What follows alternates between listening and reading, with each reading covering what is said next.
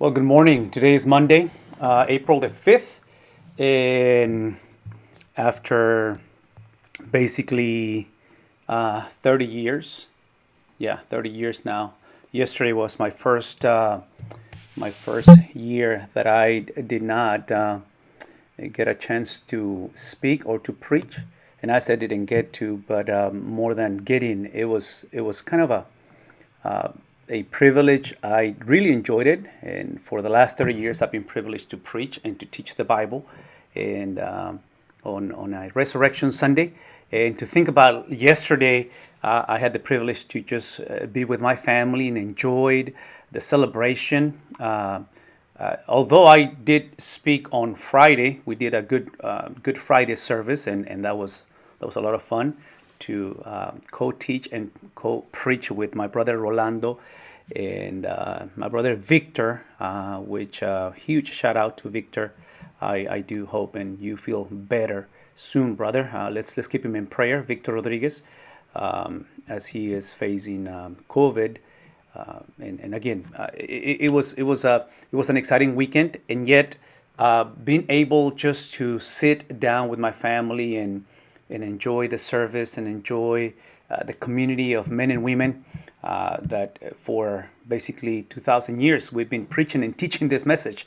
And so I'm sitting there and I'm thinking to myself, this is an amazing opportunity. And many of you obviously know, and all of you know, that part of it is just the fact that we were able to gather together. A year ago, most of us, if not all of us, we were preaching into cameras, empty buildings. So the fact that we were able to come back and enjoy ourselves and focus on the reason, the object of the worship, the celebration of Jesus, it was just an amazing thing. So again, so it was a special day, and yet today is Monday, is the day after. And the day after, as I was sitting there yesterday, I'm thinking and I'm rehearsing in my mind. Okay, so here is the epicenter of the Christian faith. Here is why Christianity is Christianity. It is the event that goes beyond our generation and has been, once again, the reason why we believe that Jesus is Lord, because of his conquering of death. And again, you see people preaching all over the place yesterday, although I didn't get a chance to preach, but it was just an amazing thing to see people preach all over the place and to hear the gospel presentation. The question that I was asking myself yesterday, and that's the question that I wanted to kind of wrestle with this morning. Okay, so now that is in the past, now that it has become another event, and that's another event because I don't believe it's just a holiday, but it's literally, again, the epicenter of our faith, the epicenter of the reason why we are here. The question now is, what does that mean on a Monday? What will that mean or reflect on a Tuesday? And waking up to almost every day, if not every day, to news and to situations that are a little challenging. And I say challenging because they are challenging today. Definitely, it's a time for us to reflect, on what does Sunday morning or Sunday, Resurrection Sunday means and translates into the quote unquote mundane, weekday. And as we wake up and Ozzy, hey, good to see you, brother. I see you. Hermana Luna, God bless you. God bless you guys. Thank you for joining. So anyways, the question is, what does that mean, and how does that translate, into our daily lives? And again, when I see how life and culture is moving and is reflecting and is translating some of the things that are happening, some of you may know this, but waking up to the reality of an important and major city in our countries, such as the city of Atlanta, and just the controversial, undeniable reality of taking the All-Star game for the MLB, the professional baseball, into a different city because of all this restructuring and rechanging things. Here's my point, and this is what I want us to just maybe dialogue for a few minutes. It has to do with the reality of the changes that we're facing. And those changes are, again, undeniable. They are reality, and changes in our culture, like every generation, they're like technology. They're here to stay. I don't think we're going to ever go back to life as it used to be, whether it's politically or emotionally or family nucleus or sociologically. I mean, you name it. But here's the challenge, because again, I'm thinking of 2,000 years ago. I'm thinking of what happened yesterday, over the weekend, Resurrection Sunday, Good Friday, the reality of a risen Christ at the empty tomb. What does that mean? And here's what I think should or could or would mean for you and I on a Monday morning.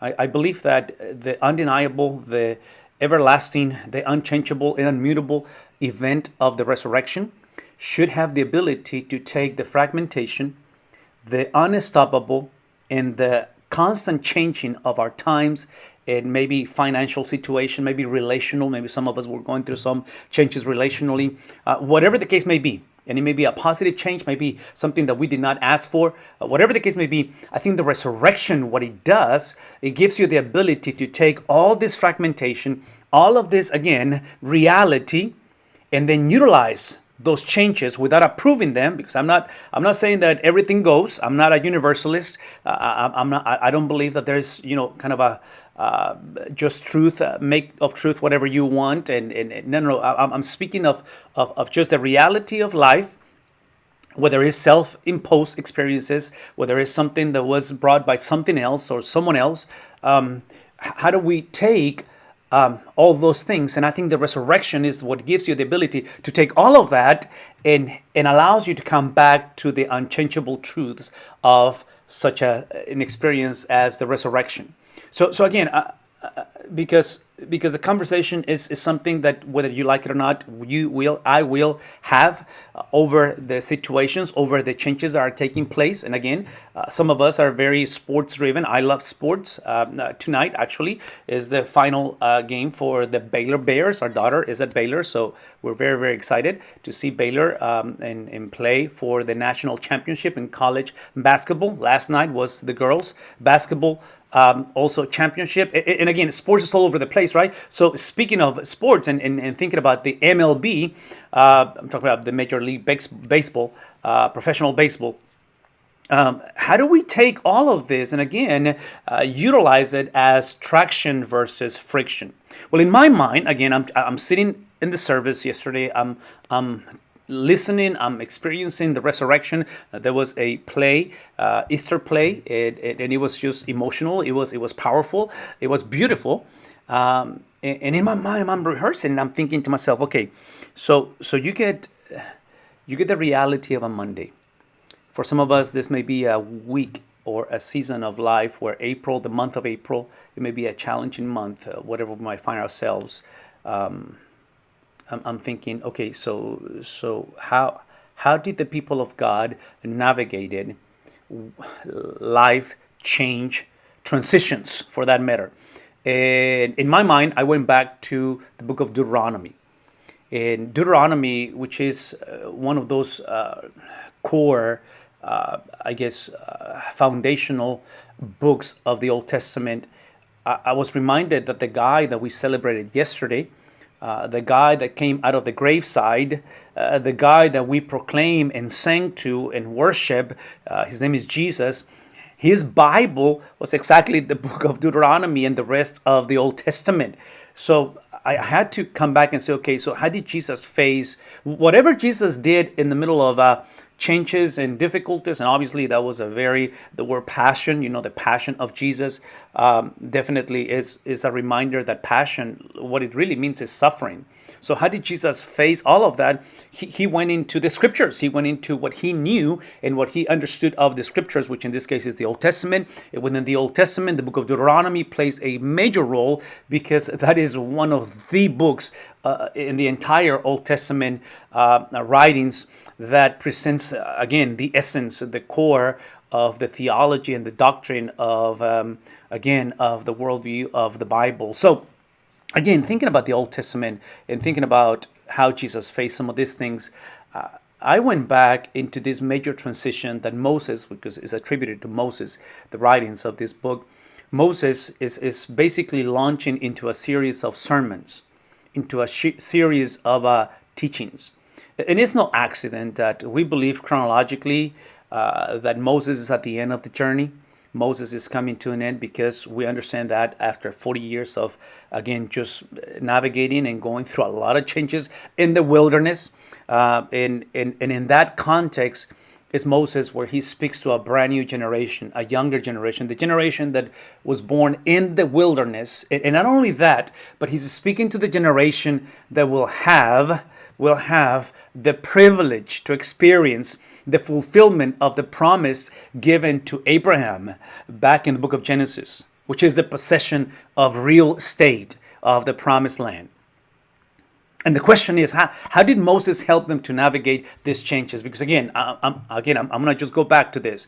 I'm sitting at the service yesterday. We're worshiping as a family, and we are proclaiming, we are exalting the unchangeable truth of the resurrection of Jesus that has nothing to do with whether we believe it or not. Is a fact. Jesus is alive. The question is, what does that mean? If this is the unmovable, again, unmutable reality, doctrinal issue, statement that God proclaimed before the foundations of the world, that he was going to redeem, he was going to exercise his original plan of redemption through the seed of the woman. We speak of Jesus as the focal reason and the center of the epicenter of everything that we have said. What does that mean on a Monday? What does that mean on, again, these constant changes that we're facing? And I'm reminded that this is exactly how Moses is going to navigate this on a generation that is coming.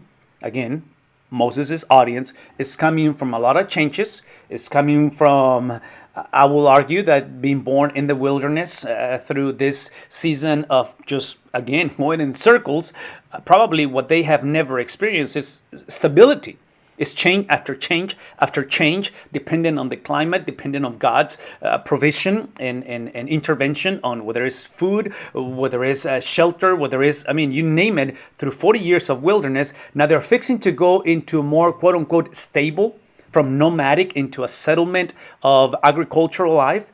And Moses has to make sure that as they experience the change and they experience the fulfillment of the promise, as they transition on leadership, because Moses knew that he wasn't going to enter the land. Moses knew that the associate pastor was about to take charge, speaking of Joshua. All these changes, Moses reminds them that the main thing must remain as the main thing. And I'm going to say it again. What does that mean for us? Because it's Monday, and again, we woke up to a lot of changes. It is a different day. And maybe for some of us, the challenge is exactly that. Maybe we're waking up to just another day, another Monday, going to work, or, connecting to go to school, or going to school, whatever the case may be. How do we keep the main thing the main thing? And that's exactly where I believe Moses allows us to do this. So this is Deuteronomy chapter 6, beginning in verse 1. Now this is the commandment, Moses says, the statutes. I'm reading from Deuteronomy 6:1. And the judgment which the Lord, again using that personal name, the Lord your God has commanded. And the commandment is for me, or it was given to me, commanded me to teach you. So this is where I really believe, again, just in my mind, being able to sit under the teaching, under the leadership, joining the community of men and women across human history on a celebration, on a Resurrection Sunday. For me, it was the privilege to be taught, to be in a position to receive, to embrace. And I'm saying this because, again, for the last 30 years, I've been preaching on Resurrection Sundays. That's what we do. That is the main celebration, right, for the church, for Christianity. And I was able to, I'm just reminded because he says, God gave me these commandments to teach you. So it's implying that mindset of teachability, I guess, if we could begin this Monday with the understanding of being introduced, to be shaped, to be molded into that. And then he gives you the reason why. So that you, and the you obviously is plural, right? He's speaking to the entire generation, so that you may do them. So you're learning to do. I'm presenting this. You are embracing. You may have maybe an idea what this is, but now I'm going to teach it to you, and I'm going to teach it to you for the purpose not just to accumulate knowledge or experiences, but it's actually to do it. And here's the reason why you need to do them, meaning the commands, in the land where you are going over to take this possession of it, so that you, once again, your son and your grandson will fear the Lord. Now, this is the beauty of the conversation: to fear the Lord your God and to keep all his statutes and his commandments, which I command you all the days of your life, and that your days may be prolonged. On verse 3, he says, now Israel, you shall listen. Once again, listen to be careful to do. So you listen to do, right? You listen to do. You don't listen to just accumulate more knowledge, but you listen to do them so that it may go well for you and that you may increase greatly. This concept of things going well or increments or increasing, is reflected as he says, just as the Lord, the God of your fathers, has promised you in a land flowing with milk and honey. It's obviously that Jesus or Moses were no prosperity gospel preachers, so they're not speaking of the absence of challenges, because if anything is going to be at the promised land, it's a lot of challenges. But it's the understanding that, once again, just like a Monday, right? Reflecting on a Sunday, that Monday, as fragmented, as challenging, or as beautiful, whatever the case may be, it may become the vehicle that is being utilized to experience the Sunday transcendent reality of a resurrected Christ. So, in other words, the resurrection of Jesus, or Moses' words, and speaking to the people of God, they did not depend on circumstances. We do not deny the reality of a Monday. We do not deny the reality of whatever we're facing, but they must become the vehicle, the stage to experience, again, the increasing, the wellness, because again, the wellness and the increasing is not the absence of scarcity. It's not the absence of challenges. It's simply the reality that God has no limit. God does not depend on circumstances. And then he goes into this very famous, again, Shema, or the teaching of the centrality of God here. Verse 4, here, Israel, the Lord our God is one. The Lord is one. So again, if we can come back into this Monday and remind ourselves that this is the centrality, that the God of the Bible is one. You're coming from your generation, Moses speaking to the people, from 400 years of idolatry and again, just a lot of god and goddesses and the worshiping of deities, meaning in Egypt. And now you're moving into the land that is about to be possessed, and it has to do a lot with a lot of idolatry as well. So let's keep the main thing. There is only one God. There is only one God. And if we can just remember, when we speak of this weekend of Resurrection Sunday, it is a reflection that there is only one God, right? It is the second person of the Trinity that came out of the graveside, but it was the first person of the Trinity, the Father, through the third person of the Trinity, that creates and just the orchestration of this beautiful experience. That salvation is a result of the one God. So verse 4 says, "Hear, O Israel." Here's the point. You need to hear so you can do. You need to hear so you can connect with ethics and decision making and worldview. There is only one God, and this is what it means. Verse 5, and you shall love, because there's one, you shall love the Lord your God with all your heart and with all your soul and with all of your strength. In other words, you got to be reminded that you were created in my image, because I'm one God. I'm the God, I'm the only God, and you were created in my image. You were created to be related to me. And this is why it is the concept of the oneness, in a sense of, again, understanding that there is the heart, the soul, the strength. I don't have time to go into those details on the reflection of all of them, but at the bottom of the conversation is understanding that we're reflecting, not only we were created for him, but we're reflecting him. Verse 6, these words, again, the Shema, the commandments, the law. See, this word, this sermons that I'm about to give you, this is chapter 6 of Deuteronomy. So he's launching into, this amazing series of sermons, Moses is, which I am commanding you today shall be on your heart. So again, just the holistic understanding that we do not have a soul. We are a soul, right? This weekend we had a funeral. One of these beautiful ladies, close family to us from church, and and just to celebrate life in the context of grief is an understanding of the holistic view that we get to live forever. So that's the understanding that Moses is, again, reintroducing, or maybe introducing for the first time to this generation, this worldview of the Old Testament. And you shall repeat them diligently to your sons. You should repeat them and speak to them when you sit in your house, when you walk on the road, and when you lay down, and when you get up. Verse 8, and you shall also tie them. He's given the specific instruction. Huh? Tie them as a sign to your hand, and they shall be as frontals on your forehead. So again, you can only reproduce. I can only reproduce exactly who I am, not just what I know. And when it comes to the concept of repeating them and teaching them and rehearsing them and tying them, and he uses the concept of speaking and again, just this understanding that you can only teach not just what you know, but who you are. So we begin speaking of teachability. So teachable parents definitely create teachable environments for teachable children. But eventually, this concept of prosperity is based precisely on a generation that is not only fearful of the Lord, that understands that it's only one God, but that reflects on how much we depend and we are taught by that one God. At the end, he basically says, you shall also write them on the doorposts of your house and on your gates.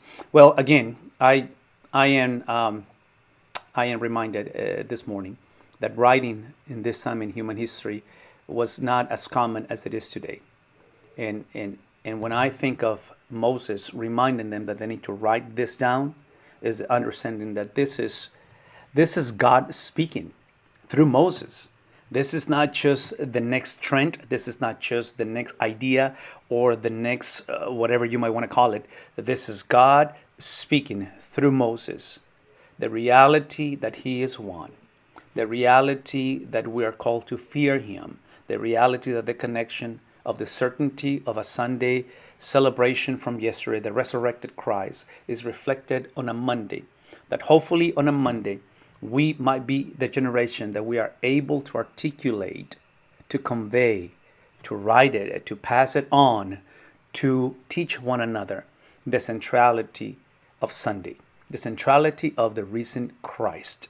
Hopefully we are not the generation that simply celebrated, but then has no ability to connect it or to articulate it into, again, the challenges of a Monday or Tuesday or Wednesday or whatever the case may be. Hopefully you have a great rest of this week, and may the Lord, the risen Christ, once again, help us to translate and to navigate the reality of a Monday.